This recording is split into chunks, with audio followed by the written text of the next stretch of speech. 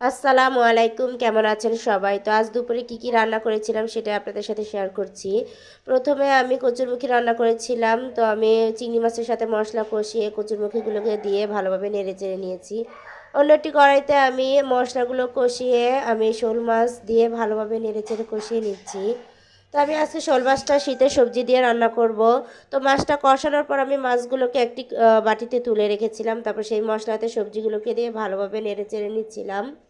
তো কচুরমুখী তরকারিটা হয়ে গিয়েছে, আমি ভাজা জিরা গুঁড়ো দিয়ে ভালোভাবে নেড়েচেড়ে উঠিয়ে নিয়েছি। তো আমি মশলার সাথে সবজিগুলো কষানো হলে আমি মাছগুলোকে দিয়ে আবার ভালোভাবে কষিয়ে নিচ্ছিলাম সবগুলো একসাথে। তো কষানোর পর আমি পরিমাণ মতো পানি দিয়ে দিয়েছি, তারপর একটু নেড়েচেড়ে নিচ্ছিলাম।